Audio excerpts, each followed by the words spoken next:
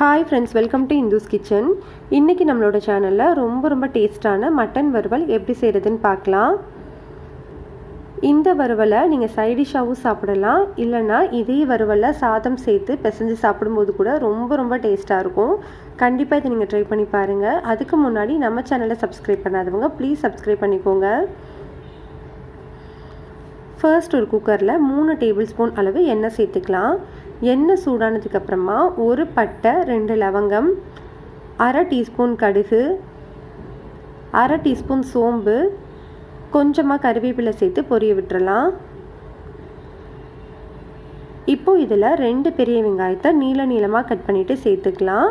நீங்கள் சின்ன வெங்காயம் யூஸ் பண்ணுறதா இருந்தால் 12லேருந்து 15 சின்ன வெங்காயம் சேர்த்துக்கோங்க. 10 பல்லு பூண்டை கல் உரலில் இடிச்சிட்டு சேர்த்துக்கோங்க. ஸ்டவ்வை மீடியம் ஹீட்டில் வச்சுட்டு 2 நிமிஷம் வதக்கி விட்டுறலாம். வெங்காயம் கொஞ்சம் வதங்கினதுக்கப்புறமா ஒரு சின்ன சைஸ் தக்காளியை நீளமாக கட் பண்ணிவிட்டு சேர்த்துக்கோங்க.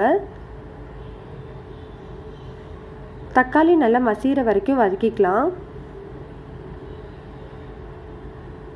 வெங்காயம், தக்காளி, பூண்டு வதங்கினதுக்கப்புறமா 1/2 கிலோ அளவு சுத்தம் பண்ண மட்டன் சேர்த்துக்கோங்க. வறுவல் பண்ணும்போது எப்போவுமே போன்லெஸ் மட்டனாக பார்த்து வாங்கிக்கோங்க, டேஸ்ட் ரொம்ப நல்லாயிருக்கும். நல்லா ஒரு முறை கலந்து விட்டுட்டு மூடி போட்டு 5 நிமிஷம் வேக வச்சுக்கலாம். 5 நிமிஷத்துக்கு அப்புறமா மட்டன்லேருந்து தண்ணி பிரிஞ்சு வந்திருக்கு பாருங்கள். இப்போது நம்ம ஸ்டவ்வை லோ ஹீட்டில் வச்சுட்டு மசாலா சேர்த்துடலாம். நான் மஞ்சத்தூள் போட்டு தான் மட்டன் கழுவி வச்சுருக்கேன், அதனால் தனியாக சேர்க்கலை. நீங்கள் வேணும்னா 1/2 டீஸ்பூன் அளவு சேர்த்துக்கோங்க. 1/2 டீஸ்பூன் அளவு தனி மிளகாய் தூள், உங்களோட காரத்துக்கு ஏற்ற மாதிரி மிளகாய் தூளை அட்ஜஸ்ட் பண்ணிக்கோங்க. 3/4 டீஸ்பூன் அளவு சோம்பு தூள் சேர்த்துக்கலாம்.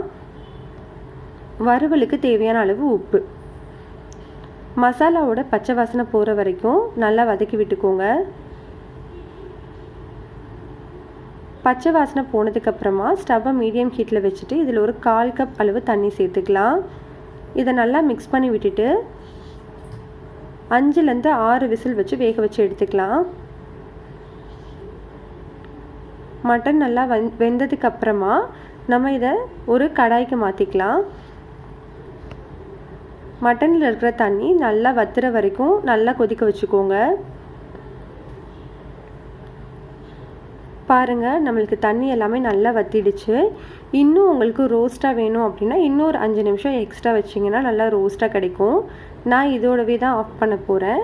ஆஃப் பண்ணுறதுக்கு முன்னாடி 1/4 டீஸ்பூன் அளவு மிளகுத்தூள், 1/4 டீஸ்பூன் சீரகத்தூள், கொஞ்சமாக கொத்தமல்லி சேர்த்து நல்லா மிக்ஸ் பண்ணிவிட்டு ஸ்டவ் ஆஃப் பண்ணிக்கோங்க. அவ்வளோதான், நம்மளுக்கு சூப்பரான மட்டன் வறுவல் ரெடி ஆகிடுச்சு. இந்த ரெசிபி உங்களுக்கு பிடிச்சிருந்ததுன்னா லைக் பண்ணுங்கள், ஷேர் பண்ணுங்கள், கமெண்ட் பண்ணுங்கள். மறக்காமல் நம்ம சேனலை சப்ஸ்கிரைப் பண்ணிக்கோங்க. கூடவே பெல் ஐக்கானையும் கிளிக் பண்ணிவிட்டு ஆளுங்கிற ஆப்ஷனையும் கிளிக் பண்ணிக்கோங்க. அப்போது தான் நம்ம சேனலில் போகிற வீடியோஸ் எல்லாமே உடனே உங்களுக்கு வரும்.